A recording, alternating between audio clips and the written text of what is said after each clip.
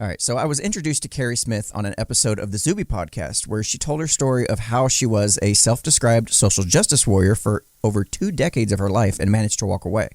She is now co-host of the Deprogrammed segment on the Unsafe Space network, exposing the dangerous underbelly of the cult of the left and educating people about the values of free speech, the non-aggression principle, and a commitment to reason and evidence as a path to truth.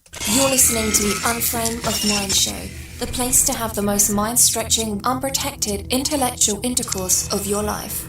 Your hosts battle the forces of evil by lobbing fiery balls of truth, reason, and evidence over safe room walls. Alrighty, and welcome to the show, Miss Keri. Hi, Daniel. Thanks for having me. Hey, absolutely. I've been looking forward to this conversation for a little while. And unfortunately, Anthony couldn't be here, but so you're stuck with me. That's more than okay. Like I said to you beforehand, I like your intro. It makes me sound more fancy. Oh, yeah. That's I try to take care of my guests the best I can and make them sing. You know, I want to put their best foot forward for them, so that way later on when they put that foot in their mouth, it's not on me. I see. That's really the only reason I wanted to have you on the show is so I could entrap you and make you say something stupid that I can then use against you for all of eternity. Okay, then I'm going to tread slowly. Yeah. So I want you to be really nervous and trepidatious about entering this conversation. I want you to be relaxed at all. Okay. All right. I'm trying to be nervous. No, so for people who are just tuning in and they don't know who you are, can you give a little bit of background beyond what I mentioned in the intro about who you are, what you do, that kind of thing? Yeah, so, I used to be, in my former life, I was a comedy manager and producer. So my partner and I had a small boutique company. I managed comedians, she managed musicians and Olympic swimmers, weirdly enough. And then I produced, the one that people might have heard of was a late night show called Totally Biased on FX. So I was in the comedy world, and I was interested in comedy as a means of pushing my ideology. I mean, I like to laugh. I'm a fan of comedy, but like a lot of what I call SJWs or professional SJWs, my primary overriding goal was, I thought I was helping to change the world for the better, like with comedy. And so that's what I did in my previous life. And then a few years ago, I started to have this really massive change in the way I looked at the world and the way that I thought about my so-called side of the political spectrum, and that caused my entire life changed. I couldn't keep doing what I was doing really, and I started with my friend Carter. He brought me on. He had a podcast called Unsafe. Well, he has a podcast, and now it's our podcast called Unsafe Space. Mm-hmm.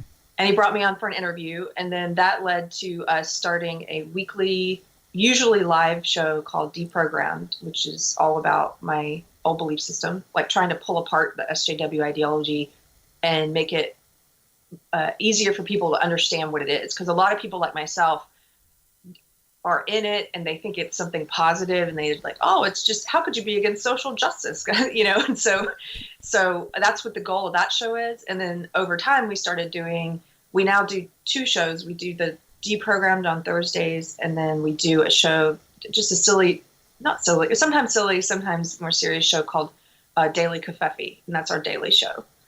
Yeah, I seen the thumbnails for that. I didn't have a chance to check those particular ones out because I was researching your particular segment that you mentioned, Deprogrammed. What's the Daily Covfefe? What's that about? Deprogrammed has a specific goal and subject matter. It's all about my old belief system. Daily Covfefe is just more of a let's talk about what's going on in the world. What are you interested in talking about today show?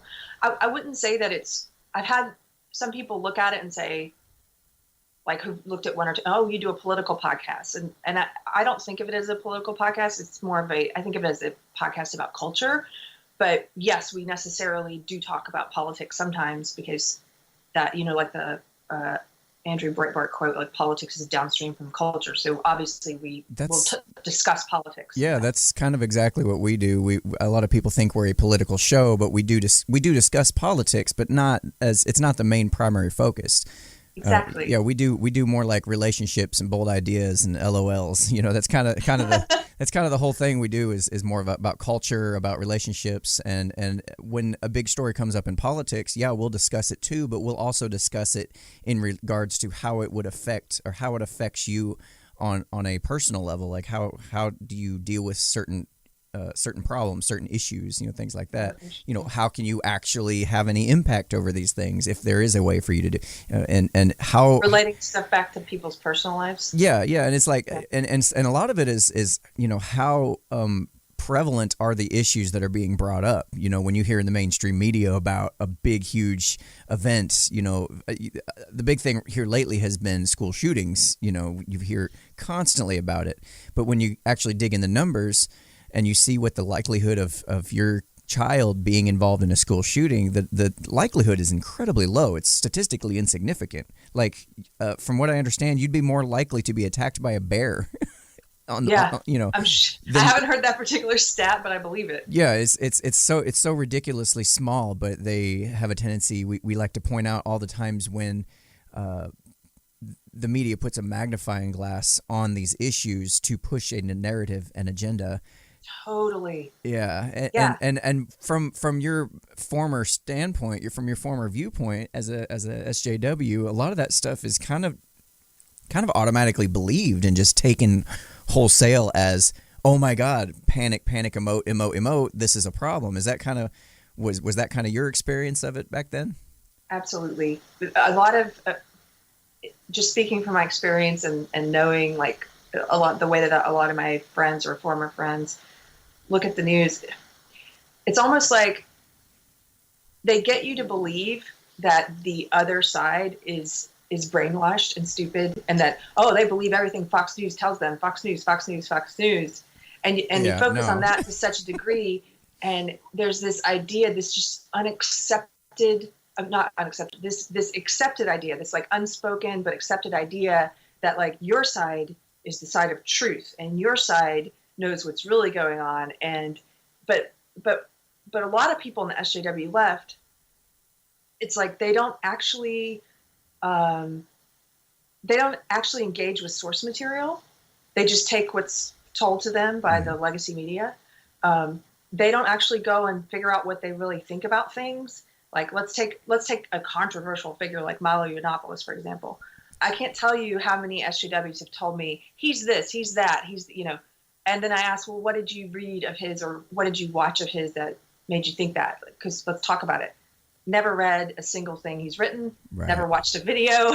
It's just they're being told what to think about things. Yeah, and it's so common they don't even realize it's happening. It's like, dude, you haven't even interacted with this material at all. You don't even realize that you're the one that's being programmed. I listened to a number of his shows. I absolutely love it. It's hilarious. It's just he's so on point with so many things. And I noticed the podcast audience probably couldn't hear your quotations, but when you said Milo Yiannopoulos was a controversial figure, quote unquote. Quote unquote, yeah. Yeah, I was like, that's exactly right. I think that's the kind of bucket all these big figures get put into, is this: they're controversial, they're bad, they're automatically racist, automatically Nazi. So people just think, oh, Nazi means I don't want anything to do with them. Anything they say is disregarded. It's like, oh. And he's actually relatively benign. It's just that the Overton window, has shifted to such a degree that now it's like anything at all to the right of SJW leftism is alt-right, Nazi. It's like he's also the funny thing about him is he's many roles at once, and so I think people have a hard time understanding that because they're so used to people being sold to them or branded as one particular thing. He's part comedian, like he's part funny man, and provocateur, provocateur, and that makes that because he talks about serious stuff, but he's also has a sense of humor, and so I think that confuses people as well. Yeah, no. Like I saw him once make a joke about how he doesn't hire gay people or women because they don't know how to show up to work on time. Well, that's obviously a lie. He hires gay people and women. It's a joke. But that was on Bill Maher. People in the audience booed. They were like, oh, boo. So what's interesting there is he's actually a very conflicted character as well. Personally, he's a homosexual who is also Catholic, and he's dealing with that conflict in his own life. And it's like, there's so much nuance to all these people. You know, like you and I'm sure agree on a lot of things and we disagree on others, and we're so nuanced. But if you were to just take one snapshot of your beliefs and post that on the internet for all time, like all of a sudden you are this box and you are nothing else. Yeah. And it's like, wait a minute, people are so complicated. A lot of people don't even put that much thought into what they believe. They just believe what they're told, and they don't even realize they're conflicting or they're hypocritical in some ways. Or, you know, it's like there's no patience, there's no digging in, there's no, like, automatically you post something on Twitter and it's like, you're a Nazi and you're this and that. Yeah. Like, dude, you don't know me. You don't like. I've been called the left. I've been called the right. I've been called everything. Yeah. It's like I'm in. The only labels I give myself is atheist, anarchist. That's it. And all those do is tell you what I don't believe. That's it. Yeah. You don't know anything really about me, right? Well, so that's because the people who do that. I'm sorry, my dog is making noise with a toy. Tiger. Shh. I was like, what are you doing under the desk over there, young lady? That's because they think in such tribalistic, limited terms. And so they assume you do too. So when I was in SJW, you're right. I didn't think through what I thought about issues. I thought I was thinking. I thought what I was doing was engaging in thought, but that's not what I was doing. I was basically sorting through what's the correct ideological thing for me to say. What's the correct position for me to take for my tribe? That's what I was doing. I was sorting through information and trying to pick the correct stance. They go with what their tribe says on every issue. And so they assume that's what everyone does. And they're not used to people who think through individual issues, and they might be more on the right on this thing or more on the left on this, so they're not used to that. And so if you say, like, for example, I'm a pretty recent Christian. If I talk about being a Christian a lot, I know automatically that a lot of people in my old circles will knee jerk be like, oh, she's become, and they have said, oh, she's become a right winger, because they associate Christianity with being right wing.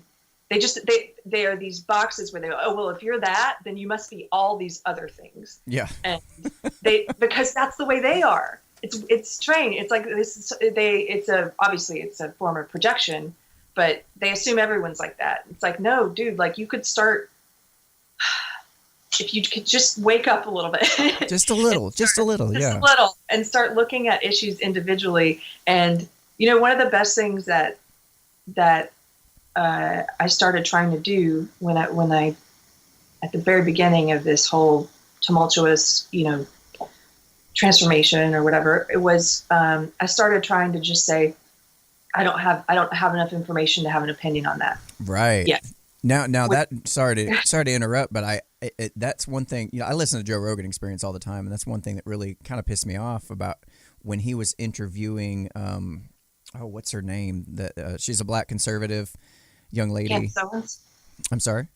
Did he interview Candace Owens? Yeah, Candace Owens. When he interviewed Candace Owens, he kept driving on the climate change thing. She kept basically saying what you said right there, and he kept on driving and digging, and forcing her to have a standpoint on it. And that's what anybody even remembers about the podcast interview. It's like nobody remembers everything else she said.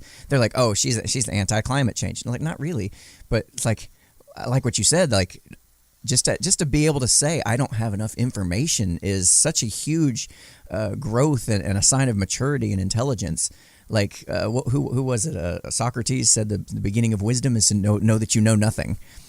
Oh, that's right. I forgot about that quote. Yeah, that's a great quote. Yeah, it's great. We're so not used to doing that. We're used to feeling an expectation that we should have an opinion on everything, and that's where people just grasp to these tribal opinions. Well, my tribe feels this way about this issue. If I'm in the left tribe, then I must believe climate change is real, and they'll just spout it without having researched it.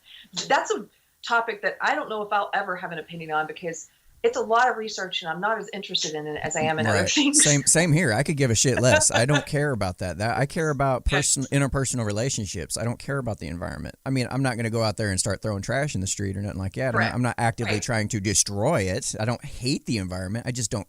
I could care less. I have other more important issues, pressing needs in my mind that I can focus on. So yeah, it's interesting too, because if you do take the time to have an opinion on these things, or to start to formulate an opinion, and you happen to be wrong, then people want to go back and look at that opinion and hold that up as, even though you might have changed your opinions or you're slowly evolving, or maybe you're just starting to learn. Like, everybody is like a snapshot to these, it's like, that's not how people are. We're not snapshots. We're constantly growing, constantly evolving. We're getting better at our political ideologies. We're getting better at our religious ideologies. We're getting better at just generally communicating those ideas as we grow. And it's like, there's no room for growth and for change and for retribution down the road. Like, how? Yeah. Let me ask you this. Have any of your old friends stuck around? Yes. Okay. So you do have some people that are more, I guess, open-minded, or they just maybe like how are they viewing your transformation? So the majority of my quote unquote friends now, and it depends on what you mean by friend. The ones who were like acquaintance friends, most of those people in the SJW they left.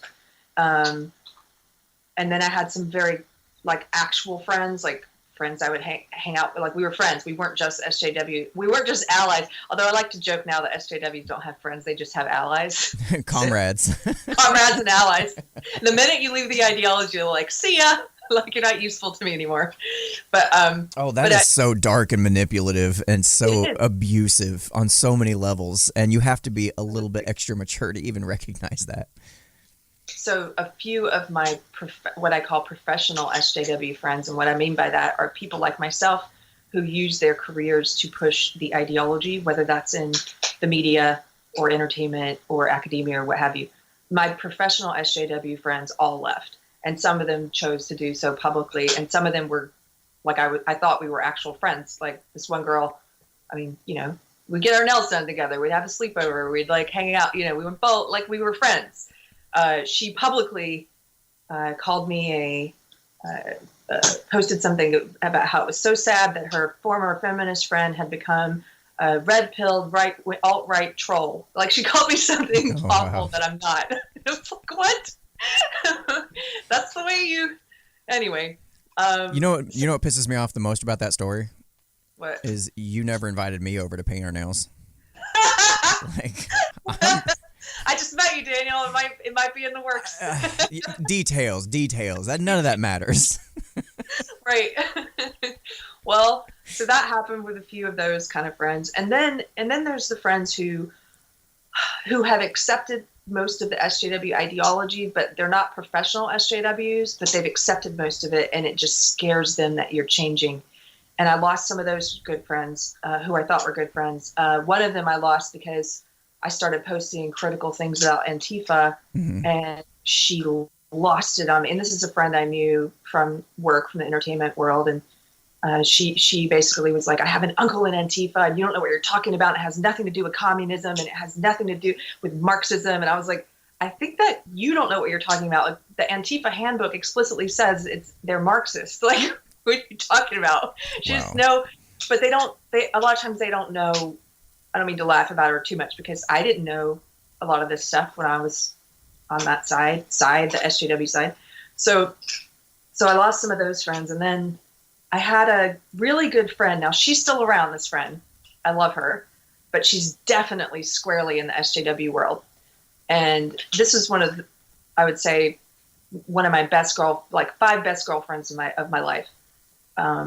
She came out to visit me and basically had sort of an intervention of sorts, where we went to dinner, and she was saying, a lot of our mutual friends have been contacting me, and they're like, what's going on with Keri, and why is she posting these other things, and what's she talking about, and I said, is this an intervention? She was laughing. I mean, she's kind of laughed about it, but basically she said that we humans are tribal, which I agree with, and that I was being seen. I was not just leaving the tribe, but that people in our tribe felt that I was attacking the tribe, which I am, because I think that ideology is evil.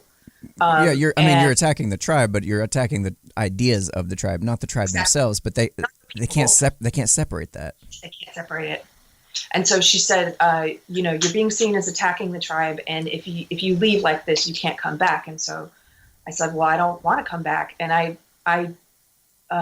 we still had a lot of differences of opinion about it. I told her, like, I just want to be a nomad for a while and figure out what I think about things. And from her point of view and from their point of view, they think I'm already in another tribe. She's like, well, you're already in another tribe. I'm like, no, I'm not.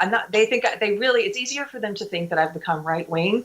Oh, yeah. like a binary, like it's either this or that. There's no in between.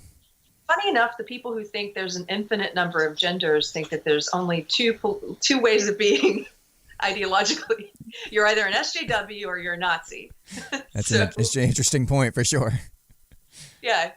So that's what she was, and here's the way I thought about it for a while, because I considered, well, is she right? And no, I've definitely become more conservative in a lot of ways, but most of those ways are personal ways. It has nothing to do with politics. It has to do with like the way in which I think I should live my life.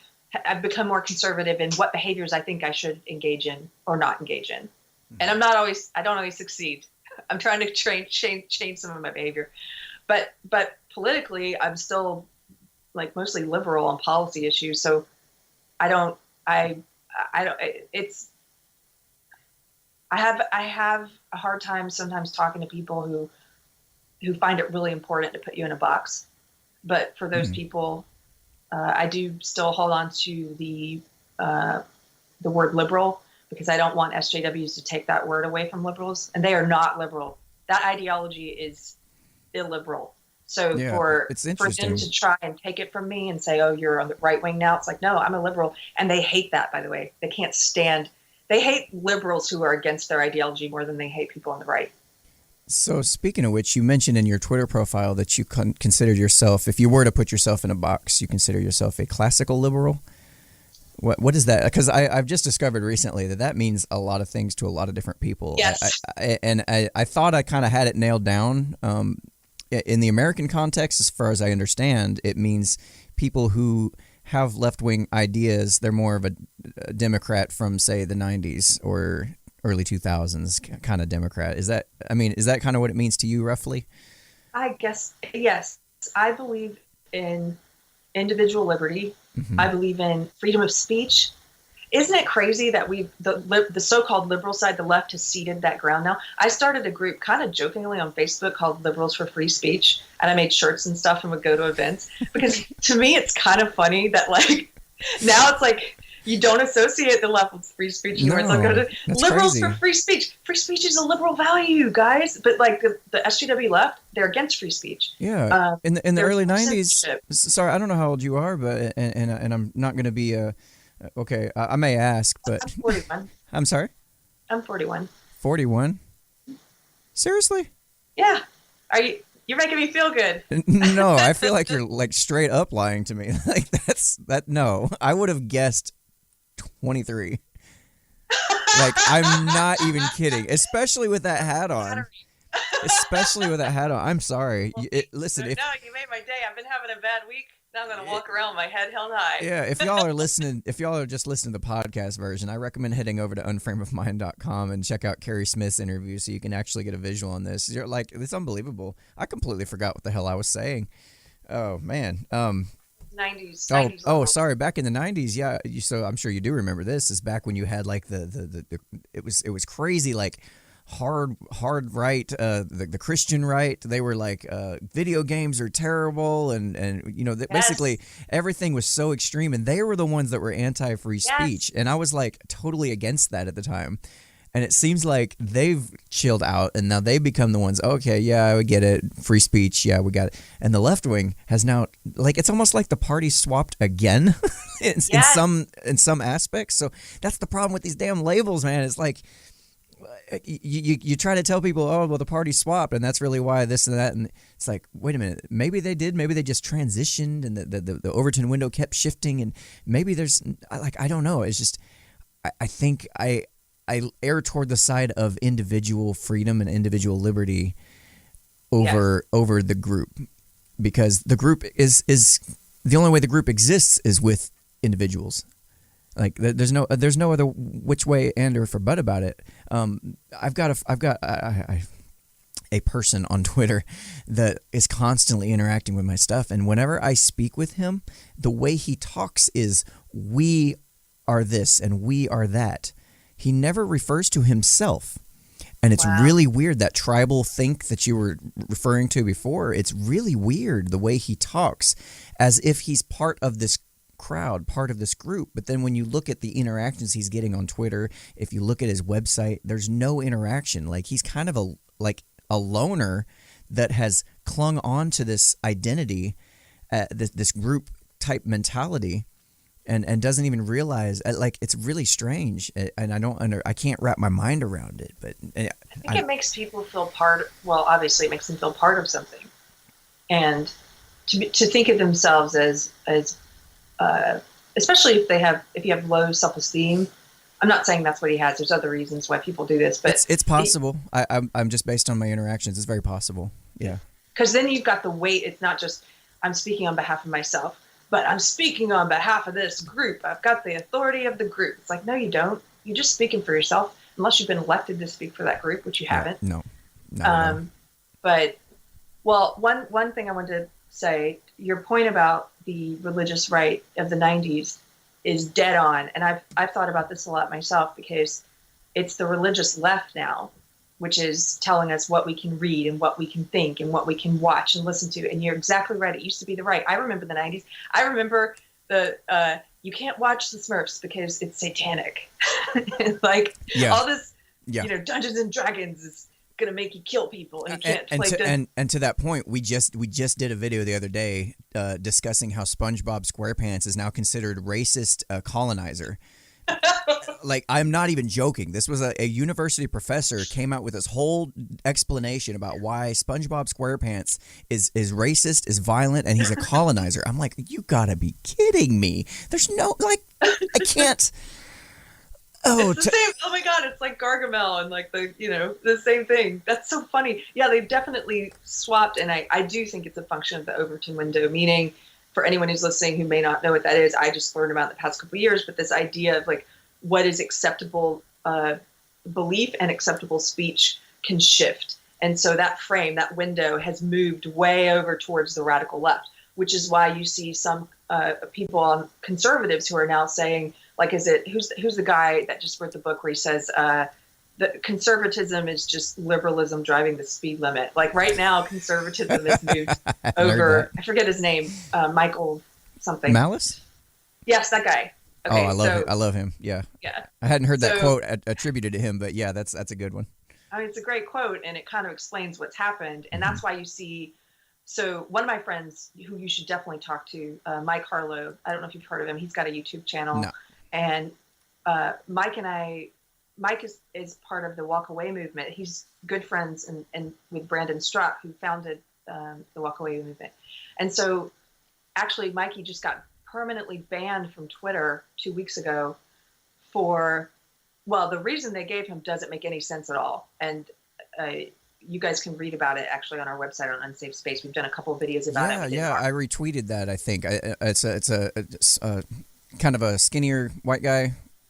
Yeah, and he's a gay guy who is going against SJW ideology, or as he calls it, the radical LGBT alphabet people ideology. And so he's made sort of a similar point about how things have moved to such a degree that the Republicans are much more accepting and welcoming and tolerant of people like himself than the intolerant left is. And so that's why you see people like Brandon Struck, who's gay, who started the Walk Away movement. You see the Republican Party, the demographics of it changing. Again, it's a weird upside down world. And I also feel like sometimes the Republicans are like, I voted for my first Republican ever last year. I voted for Ted Cruz instead of Beto because I had to vote for the most liberal candidate, and that was Ted Cruz. And so I'm like, I mean, I can't vote for Beto. He's not a liberal. He's an authoritarian. He wants it. Back then, he was lying and saying that you could keep your guns. But of course, we all know what he said recently. Right. And I just I knew it because of other stuff he was saying. I'm like, he's beholden to the liberal authoritarian SJW ideology. And as a liberal, I cannot vote for that. And I had actually, talk about losing friends, to get back to that subject, I lost friends, and I lost a gig, a job I was working with friends because when they found out I didn't vote for Beto, I was told that I wasn't cool anymore. Wow, you lost your job because you're not cool. Like, you're not cool. They never officially said that was why, but that was why. That was a big part of it. It was like suddenly I was trying to joke it off, like, but we're adults here. Like, I mean, come on. Like, I still think you're cool, even though you did vote for Beto. But this particular friend took it very seriously. Wow. Like leaving the tribe, you know what I mean? Like, how could you? And they view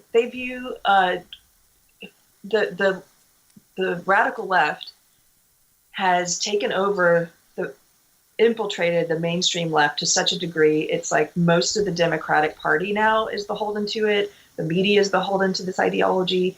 And friends like mine who, you know, she couldn't, if you asked her to define what Marxism is, she couldn't do that. She doesn't know anything. But her ideas, this ideology she's bought into, is based on a form of an identity politics-based Marxism. It's just like, this is why I do the show, because I was trying to help people understand these ideas didn't just pop out of your head fully formed. You know, Marx, people like that die and their ideas live on. And that ideology is a living thing that morphs and changes. And so it's changed into this sort of, this worldview where they look at the world as a competition between groups, but instead of being a competition between groups based on class, like Marxism was, they view it as a competition between groups, and those groups are based on identity and power. And so it's all about, like, what identity groups are you in? And they define your power as being based on those groups, what groups you're in. They don't define it as your individual ability to inflict force. So it's like a totally collectivist ideology. Like you said, talking about your friend or the guy you talk with about groups. Yeah. They're not individualists. They're not liberals. They're collectivists. And they want to redistribute power instead of redistributing wealth like the Marxists. They want to redistribute power. Well, and the way that they do redistributing wealth is redistributing power. It's a distinction without a difference, I would say.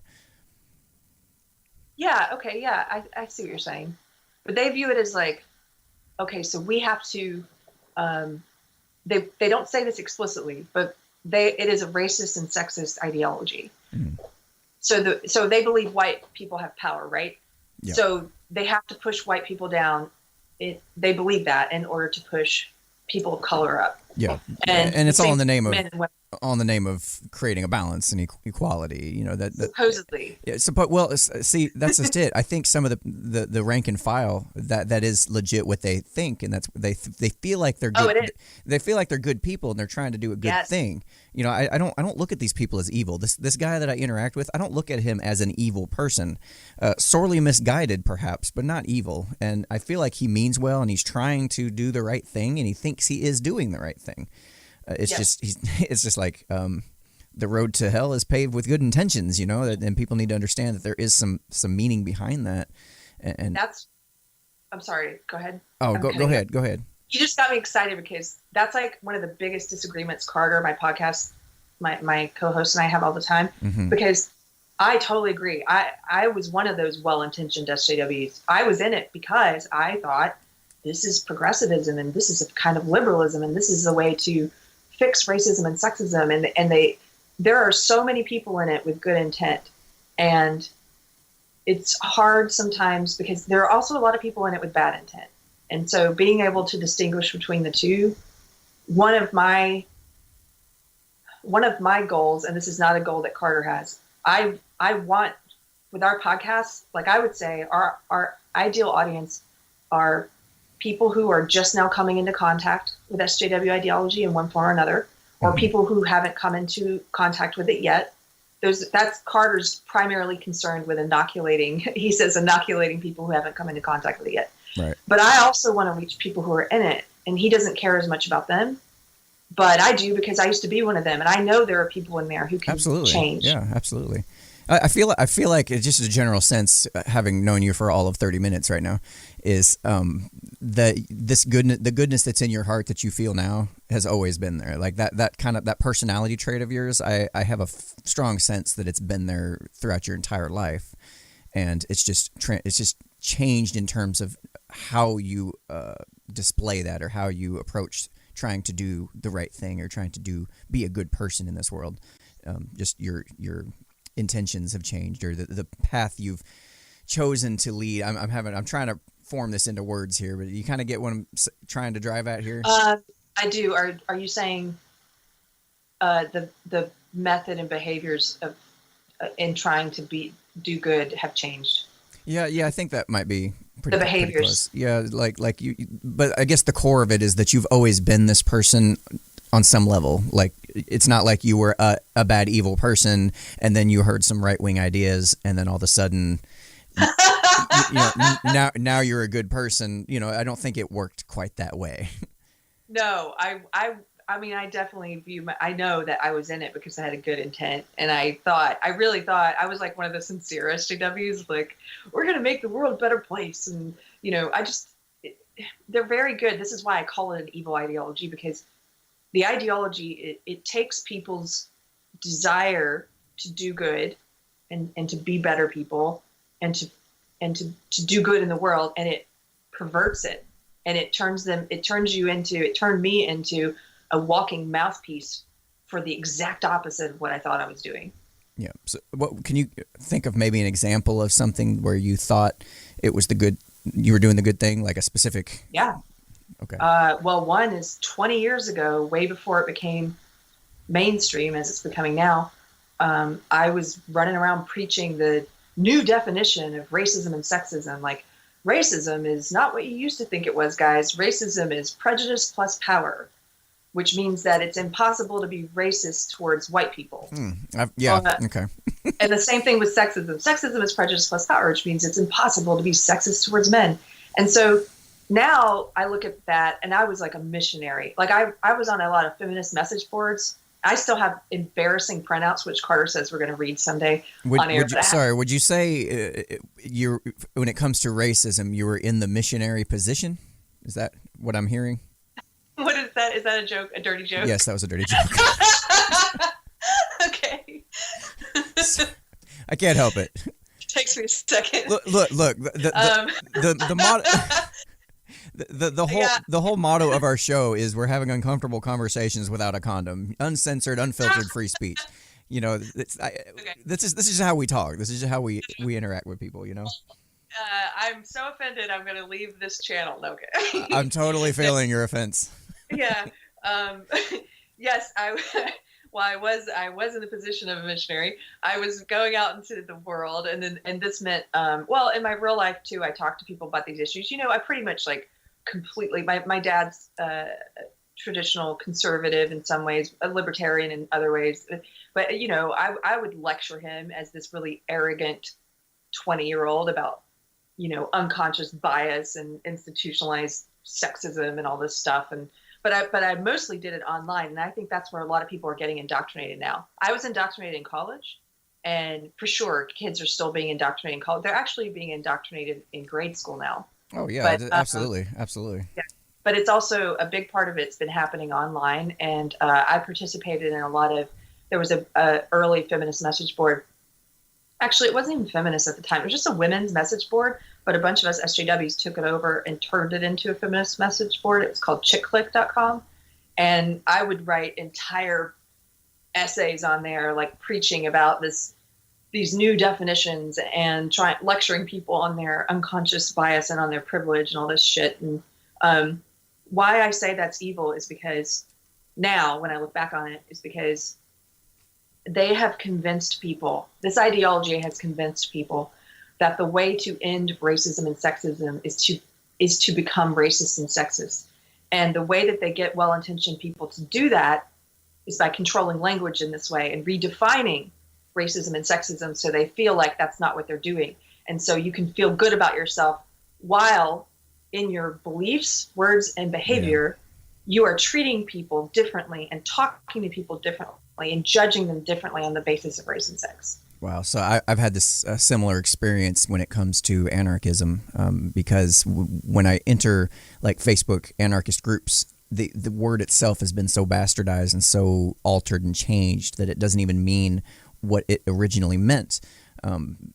It's like you can't have a discussion with people unless you can agree on your terms. And when you can't even agree on your terms, again, there's no discussion to be had. So that's where you just have to say, we're just going to have to agree to disagree, because neither one of us is going to move. Yeah.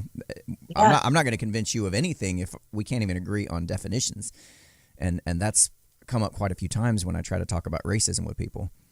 So I don't know anything about anarchist community. Are you saying that the definition of anarchism is people can't agree on, or just racism? Both of them. That's I'm just saying there's a similarity in other discussions that I've had. So it happens all over the board. That's a way that people control the conversation, by changing the definition of the words themselves, so that it makes it impossible for people to agree. It's a very sneaky and insidious thing that's done, and I don't think there's like an overlord like above everybody, like pulling the levers and saying, hey, we're going to change the definition of this word to this thing. I think it's just something that is slowly over time, it becomes like a way of justifying your beliefs, and a way of kind of twisting it just a little bit here and there, here and there, here and there, here and there, here and there, and eventually you've redefined the word, and people kind of glob onto that. And people who just enter the arena, who've never been experienced with this stuff, they hear that definition. And for them, that is the definition. And for them, they have no idea the way it used to be. They don't know that that's not what racism is at all. Yeah. It's like, and they actually believe they're being educated and enlightened when they learn this new definition.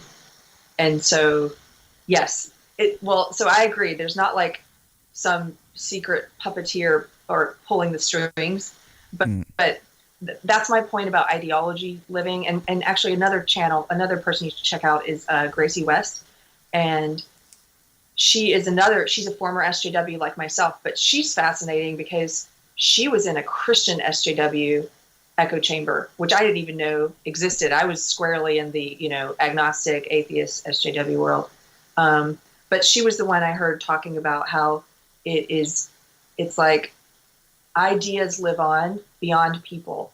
And then those ideas get built upon. And so the ideology is almost like a living thing. And actually Jordan Peterson, I've heard talk about this. I think it was based on a Carl Jung idea about like a quote by Jung about how people don't have ideas have people. Right. And that's how I view ideology. These, especially the newbie SJWs who come at me and try to, oh, well, you just don't understand what racism really is. Let me tell you the new definition. I'm like, please, child. Like, I was preaching this 20 years ago.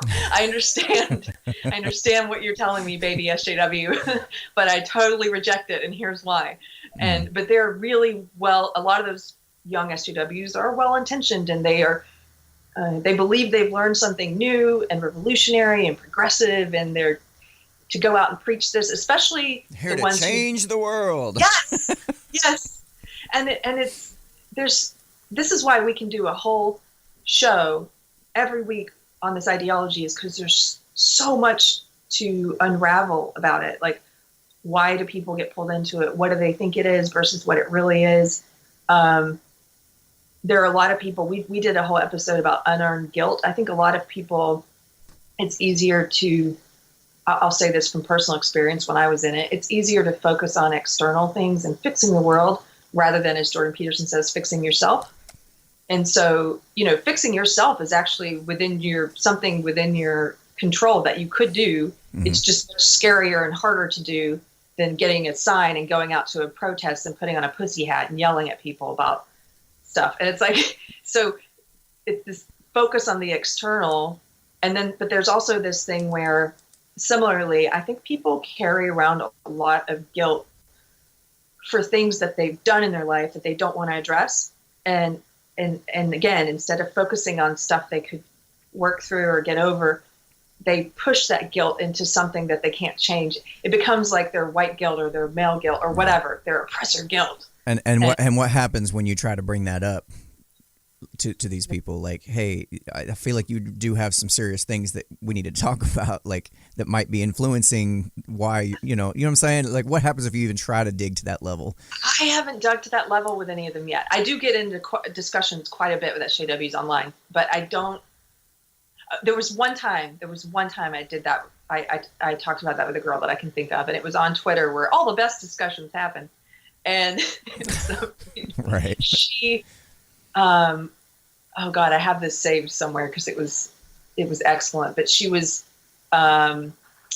really hateful, like they are a lot of times. She was calling names, or she was using ad hominem or something. They don't have a lot of insight into how hypocritical they are. Like, they will call you abusive and hateful while they're being abusive and hateful. Mm-hmm. And something like that was happening. And she tried so they view the world again as all these identity groups. And there's a never ending number of these identity groups cropping up, because it's like a social currency to be in the marginalized or oppressed group versus the privileged or oppressor group. And so mental illness is one of these categories now, where if you have a mental illness, you get to claim marginalized status or oppressed status. And so which is really dangerous, because it encourages you to view your mental health issues as your identity and not try to work through them. It's like, because you can, and you've probably seen this, and people listening have probably seen this on Twitter when they put all their stuff in their bio, where they're like, these are pronouns, Black, queer, fat, depressed, anxiety. Like, they start listing all the mental illness stuff too, because these are all marginalized categories. And so she said something about her mental health issues, and I'm not remembering this well, but basically I told her, if you look through her previous tweets, it was all this stuff about like, so depressed, got stoned all day and ate, Twinkies on the couch, depressed again, got wasted and ordered 3 pizzas and blah, blah, blah. And so I was like, what's really going on here is, I have a feeling that you really hate yourself, and you hate your lifestyle, and you hate the fact that you're like sitting on the couch all day, getting stoned and not doing anything to improve yourself. Mm. And so you take that out on people on Twitter and come in and like, you're in some moral high ground and you can tell them how to live. But like, you should really take the time to look at yourself and look at your tweets and figure out if this is the life you want to live or not. And that's the one time I've ever tried to get personal. Yeah. And it was like, blocking. Yep. Backfired. How dare you? Backfired. Yeah. She obviously did not want to be faced with her own crap.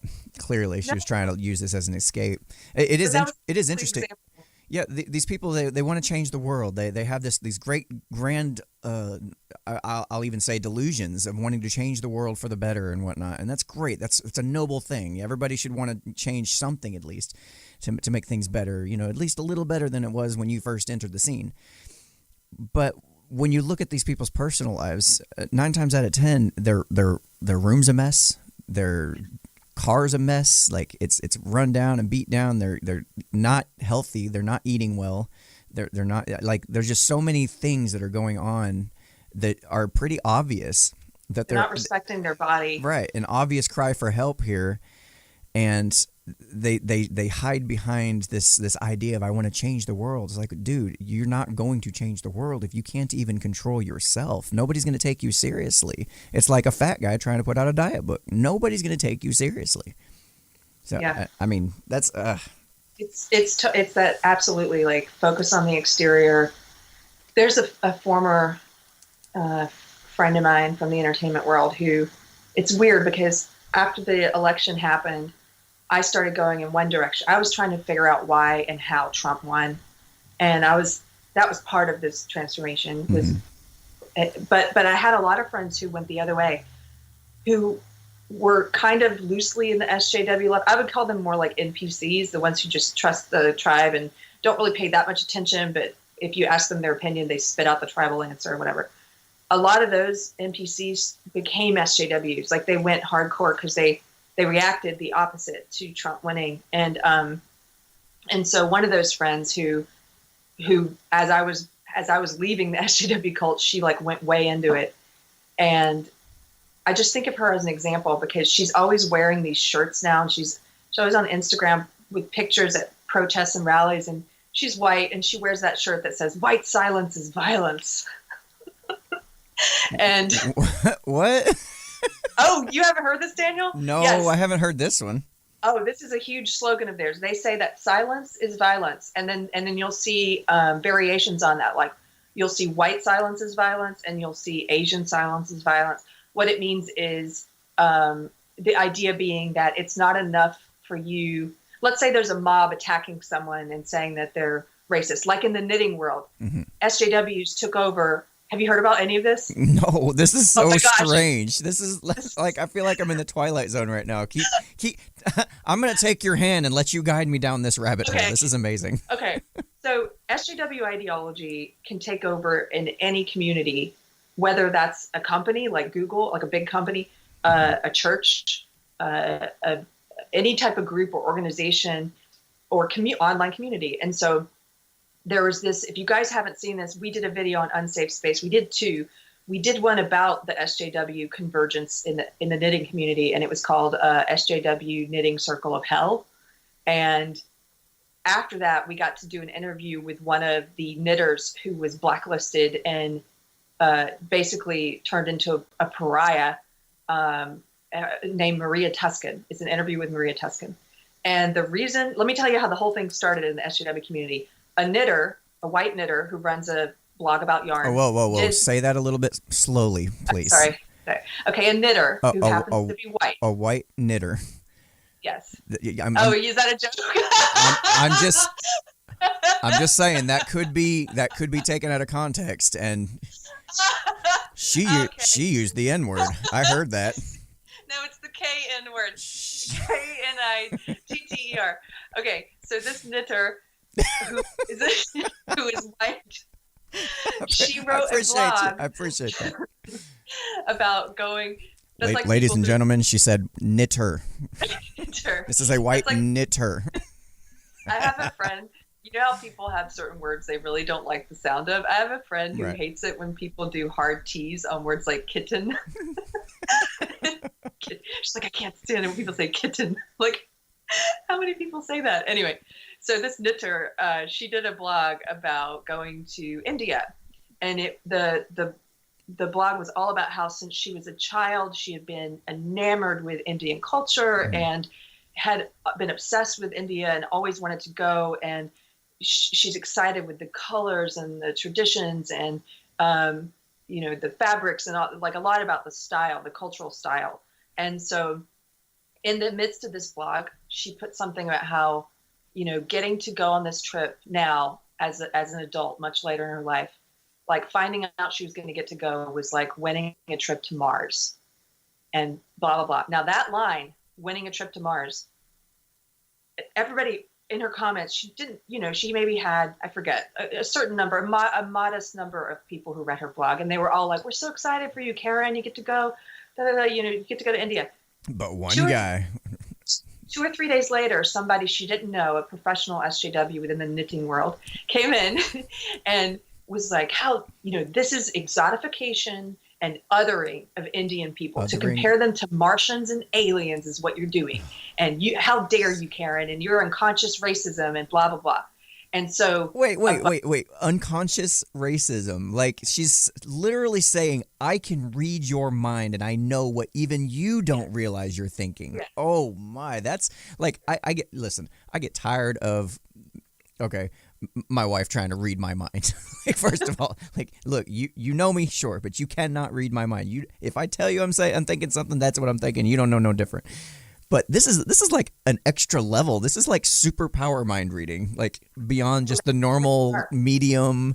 This is like I'm a medium times 3 Super Saiyan. Like, yeah, it's all. She's white, therefore she has the SJWs believe. Therefore, she has implicit bias. Look, This has become so mainstream. Hillary Clinton talked about it in the last campaign. Remember when she said we all have implicit bias? Oh, right. That's how mainstream the ideology has become. But so they piled on her. Sorry. That's the problem here. Is like when I'm interacting with people on Twitter, like I don't have the ability to just automatically assume I know everything about you based on a couple sentences. Like I have this eternal crutch called curiosity. That I'm not just going to attack you based on what I think you believe. Like I need to talk a little bit and get it and figure it out. And it's like that really slows down the conversation, which is a good thing, except on Twitter. Yeah. Sorry. Go ahead.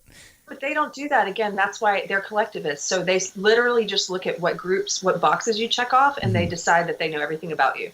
And so they totally jumped on this woman, and somebody, one of them at some point was like, you need to ask your Indian friends how this has harmed them. And she's like, well, my Indian friends liked it and were excited for me, but I'll go back and ask other Indian people. Like, so she, in good faith, this poor woman is trying to figure out what she said that was wrong. And the really sad part is I've seen this convergence happen in lots of communities, right? So it happened in the gaming world. It's happened in young adult fiction. It happened in the knitting world. But so at first you have all these people in there defending her who are like, she didn't say anything wrong. I don't get this. Why are you attacking her? 3 days later, cut to 3 days of constant bullying.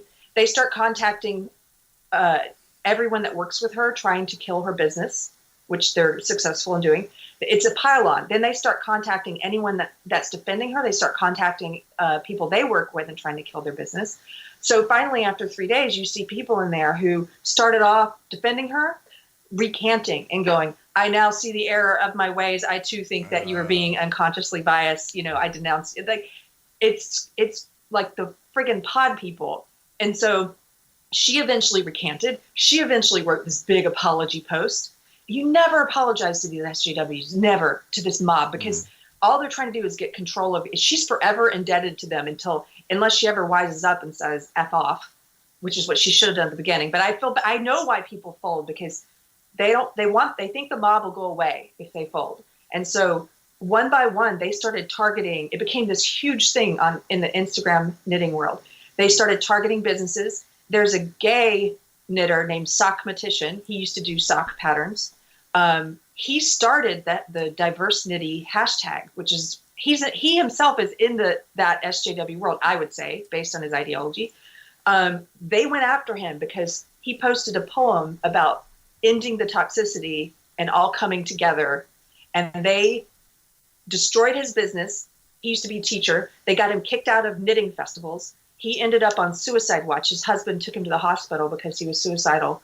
And they still continue to hound him to this day.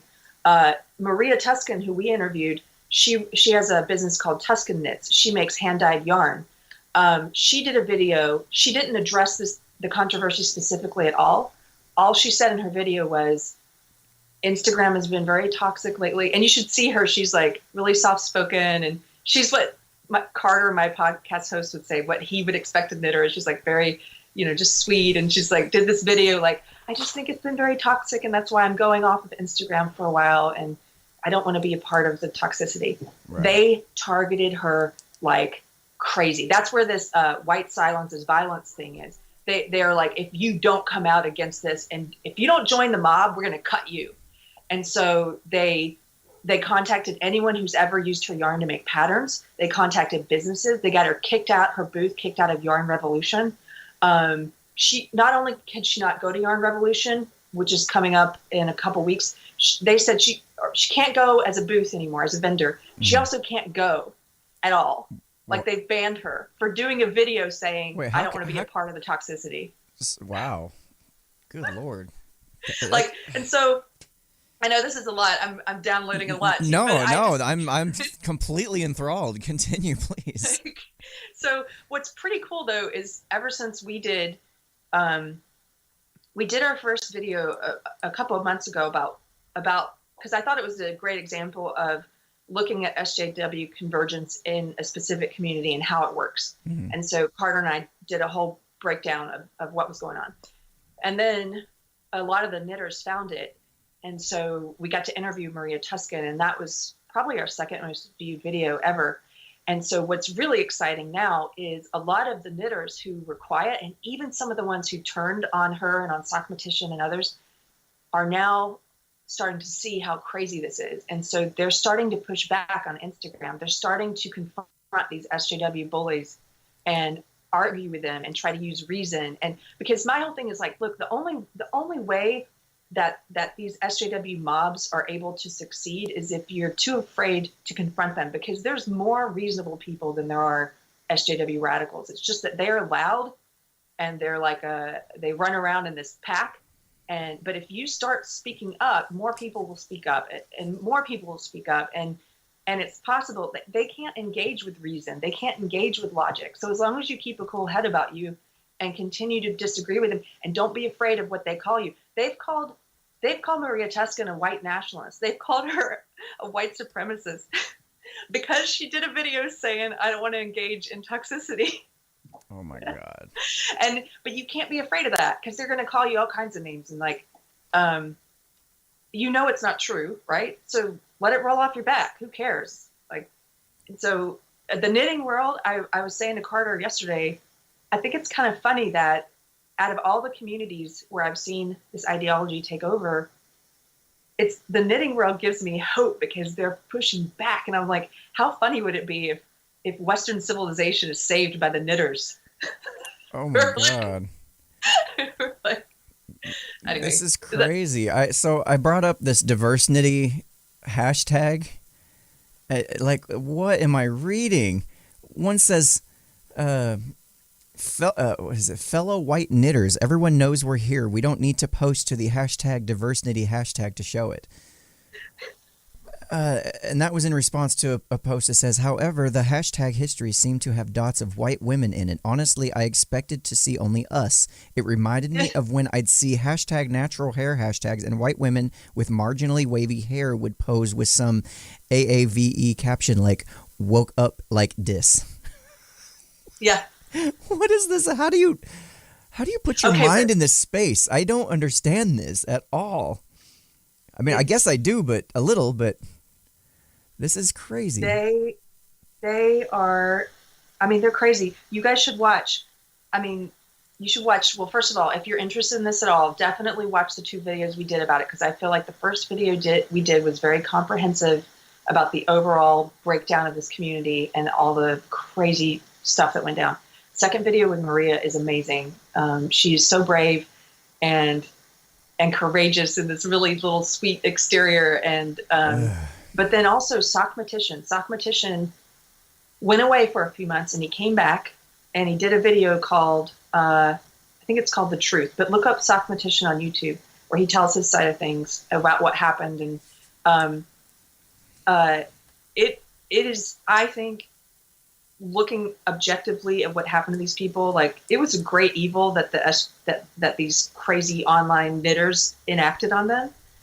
But you get to see these sort of heroes of the story who are emerging, and people like Maria and others who they had no idea. There are knitters who watch our show now who are like, we had no idea what was going on. We didn't understand the belief system. Mm-hmm. And so once it's, you can see, this is what I mean by part of our audience are people who are just coming into contact with my old ideology in one way or another, and they don't understand it. And that's why I want to do the show, because it's like, I want to show people, look, you're not crazy.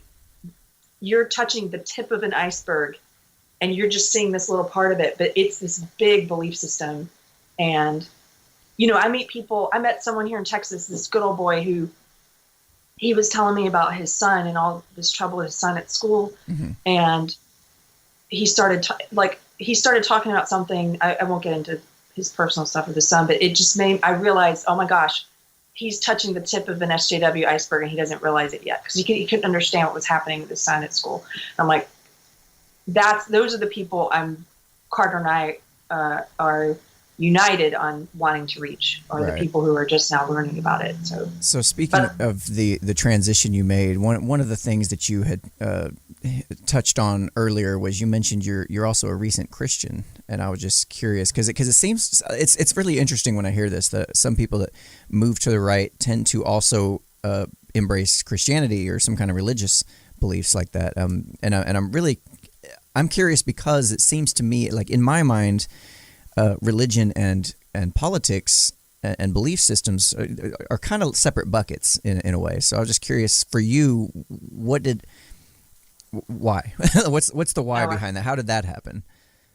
Well, SJW ideology is a kind of religion, and so it filled that gap for me for a while. I think so. Carter's an atheist, and this is another subject we disagree on, and we can go back and forth about. But he's very respectful of my beliefs and. I'm respectful of his black Let's start fighting then. You and I, let's fight. I'm just kidding.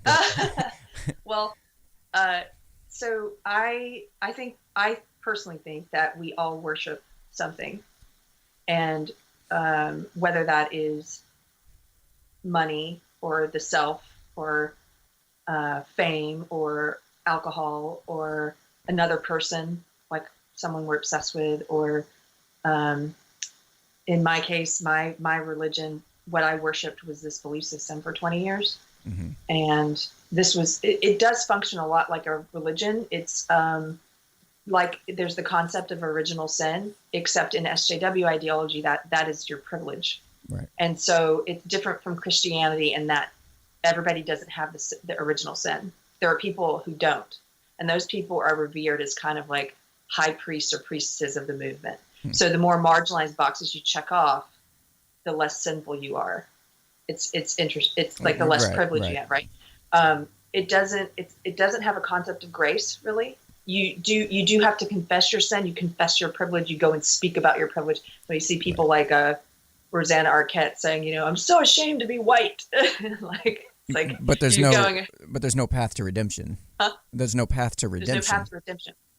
Right. You have to constantly apologize. You have to constantly grovel. What they call do the work, which means go out and attack other people who are go out and attack white people or men or whatever as a good ally. Oh, proselytizing. They got to go out and be the missionaries. Yes, that's why these mobs work so well, because most of the SJW mob in the knitting world was white women. Right. Oh yeah, yeah, absolutely. Yeah, it's white women poking other white women with knitting needles. But anyway, to get back to so it filled that God-shaped hole for me for a long time, but it was ultimately empty. And I will say it affected me in personal ways as well, because I lost all sense of self. I mean, the way I view it now is I was worshiping something that was empty and not, I thought a lot of people, this is the way they feel good about themselves. Like they're a good person because they're in this belief system and they're out there proselytizing about their own white privilege and all this stuff. But it's ultimately empty, and it is sort of self-serving in a way. And I had a personal transformation that went alongside, or a spiritual transformation that happened with this. It's just that it took me a while to realize the spiritual one was happening. And actually, while the transformation was happening, like I was posting a lot of different kinds of stuff online suddenly, and I was open to thinking about things and talking with different people, and I was talking to conservatives suddenly. And so that's why a lot of my SJW friends were freaking out. But one of my friends who, he had really just been an acquaintance for a while, who's Hindu, he reached out and said, "Can I call you?" And I'm like, "Sure." Like I hadn't heard from this guy in years. And he called me and he's like, "I think you're having a spiritual transformation." And I was like, "Really?" Because there was nothing in my post at that time about God or spirituality or anything really. And, that's not true. I had started going to a spiritual center in LA. So, but I didn't share about it as much as I did all the other stuff. But he could really see beyond just the worldview stuff. And so we talked a lot about that. And I was seeking, I was seeking for meaning and purpose, and this is where it's hard to talk about this. Like with Carter, even I'm like, look, I know that it. Let me search for the right words. Okay, so I have an atheist friend who comes to my civility dinners, and we have talked about this before because he used to be a Christian, and I told him I feel like God has spoken to me a few times in the past 2 years. Not audibly, but he spoke to me in a way that I could hear, and where things made sense. And I was like, oh, I get it. I've been running from you. I've been stubborn. I've been all this stuff. And I just need to, give it to you and give up trying to control everything and just trust God.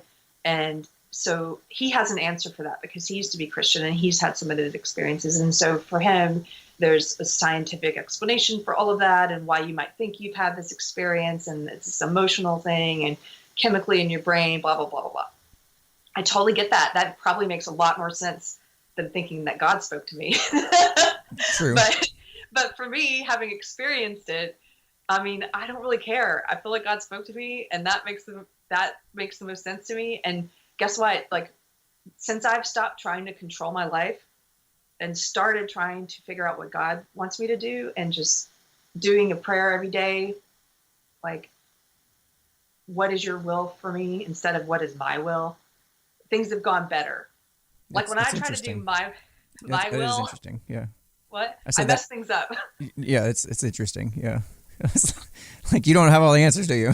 It's amazing. No, I don't. And so, as an atheist, you could probably look at that and say, well, God doesn't have to be a factor. That could just be a matter of trying to be less controlling in your life and trying to, I was thinking, I can speak on the atheist perspective because I happen to be one, but I was just, from my perspective, I would say it has a lot more to do with intentionality. And as far as just, when you put your mind towards something, it tends to go better for you, tends to get done. It's just putting mental energy into a particular goal, for example, that is in alignment with your beliefs and in alignment with what actually does work, tends to have that effect. But yeah, as far as just putting mental energy into that, it's kind of the whole. I know Jordan Peterson tends to speak more toward Christian perspectives and that kind of thing. So when he's talking about cleaning your room, that kind of thing, putting that intention into what you're trying to focus on, actually changing yourself for the better and things like that, it makes a lot of sense to me. Jordan Peterson was instrumental. There were several things that helped me as I was getting out of the cult, as I call it, the SJW cult. And it's certainly a big one was discovering Jordan Peterson. And I went to his video, the first video I watched of his, fully intending to hate him because in my feed I was being told he was a transphobe, and I was like, let me go hate on this guy, right? Like I was still an SJW. And I went there and I watched the video, and I came away thinking, he's not a transphobe at all. He just has a very good point to make about compelled speech.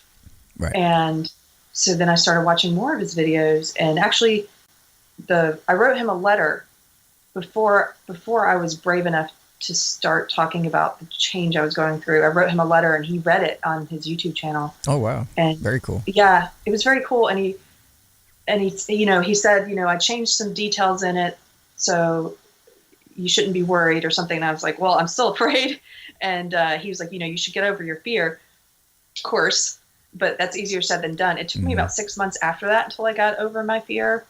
And that's when I wrote my first essay, which was called On Leaving the SJW Cult and Finding Myself. And it's not like your fear was completely irrational either. I mean, you've participated, I'm sure, in ruining people's lives, and you've seen it happen to other people who went against the grain and disagreed. So your fear wasn't necessarily unfounded. It wasn't unfounded. I will say this. I don't recall ever actively participating in a mob. However, I may have without remembering it, but I definitely was one of the cowards who kept my mouth shut. Yeah. And who went along with the group and did not say anything. I was a coward while the SJW feminists were pillaring Meghan Murphy, the radical feminists. While they were, kicking out feminists like Christina Hoff Sommers and Meghan Murphy, and I was too afraid to say anything. Yeah, I thought it was wrong, but I was a coward. That gentleman for lack of a better phrase, that gentleman I was referring to on Twitter earlier that referred to himself as the we in the group, he in the course of our discussions, he ended up saying at some point, I basically said, I guess he threw some kind of threat my way, and I threw the equivalent of, well, come at me, bro. And he said, okay, well, I'll put you on the list. And it was very, very for a minute there, it gave me pause, like, wow, that's interesting. What's this list I'm being put on now? Like, supposedly he's going to come after me with all this extra support he's got. Like, what is this going to look like? But I can imagine if it was somebody who actually does have some kind of influence, how scary that would be to be told, okay, I'll be putting on a list. We'll get to you when we're done with everybody else. And when your name comes up, your life is destroyed as you know it. So you might as well kiss your life goodbye now. I still have, so when I wrote that first essay, and then since then, I had a lot of people at the time and even now write to me and say, I really love your essay. I'm talking about liberals. I'm talking about people on my side on the left. Right. I really loved your essay. I really wish I could tweet it. Or I really wish I could hit like. I'm too afraid to hit like. That's crazy. And it's not crazy. It's crazy that it's come down to this, but it's not crazy that they were afraid to hit the like button because, again, they see what happens to those who do. Yeah, they do. And that's what those mobs, that's why they function that way. Like in the knitting world, I have friends who, so some of them have started speaking up, which is awesome. In the past 2 years, it's weird because when you get over your fear, you can sometimes help other people get over their fear. You don't even realize it's happening until they contact you and say, "Hey, I just, came." Like one of my entertainment industry friends got in touch with me when this change started happening. Again, we were acquaintances. She got in touch and was like, "Hey, I'm a secret Trump voter, and I feel like I can come out to you." I'm like, "Okay," and then she was losing her voice physically, and she was like, "I think it's psychosomatic because I feel like I can't talk at work because people are always putting down Trump voters and stuff." And she has since come out. I think it's scarier to come out as a wrong thinker now than it is to come out as gay. Certainly, she came out as a Trump voter finally, and she started speaking up. And you don't have to be like super. She got her voice back, by the way, physically. Wow. You don't have. Yeah, you don't have to do a podcast. Not everybody has to have the same kind of voice. Right. But if you get over your fear just a little bit at a time, and maybe push back with your SJW sister-in-law at the dinner table, or whatever this ideology is, however it creeps into your life, the more you can get over your fear, like you will find that you help other people do that too. And the more people that get over their fear, this ideology wouldn't have any power if we weren't so afraid. And we wouldn't be afraid if all of us were talking. Like, that's the thing. It's like, right. There's so many. Yeah. It's the silent majority. Yeah, the silent majority. I am very encouraged, though. Every day I see, well, not every day. Let's see. As the days go by, I see more liberals like myself starting to speak up against the belief system and say this is not liberalism, and that's very encouraging. Right on. That seems like a good note to wrap up on. Then I listen. I wanted to talk about it, but I don't think we quite got around to it. But you did mention your civility dinners. Would you like to tell people where they can reach you and maybe a little bit about that, and then we'll wrap up after that. We'll wrap up. Okay. So you guys can follow our podcast on unsafespace.com or on YouTube at Unsafe Space. We have a book club as well. If you guys want to be a part of our book club, we do a book a month, and we have live video discussions with anybody who wants to participate. So you can find out about that at our website. And then Civility Dinners is something else I do. I started doing them after the election. You can go to civilitydinners.com. Currently, they're just happening where I'm based here in Texas. But I have had people get in touch with me who are now starting to host their own in other cities. And the idea of the Civility Dinner is it's just people coming together with different points of view. We have people on the right, people on the left, like we have atheists, we have Christians, all manner of beliefs. And we have dinner and we break bread together. We have conversations and we don't kill each other. and you start to understand people better who maybe disagree with you vehemently on things. But it's been really cool. Like I've made a lot of good friends by doing these, and it's cool to see people who have radically different beliefs become friends. And right. So that's what it's anyway, civilitydinners.com. That's what it's all about. I sure appreciate your time and appreciate you coming on to discuss these important matters. Thank you for coming on. And you guys are going to have to do our show now. Yeah, absolutely. We definitely look forward to doing that. And so stay tuned for that. And if there anything you want to leave the audience with before we wrap up? Whenever anybody asks me that, I just say, be the best version of yourself today, which is good advice for me as well. Right on. All right. So you guys have been watching yet another episode of the Unframe of Mind show, where we have uncomfortable conversations without a condom.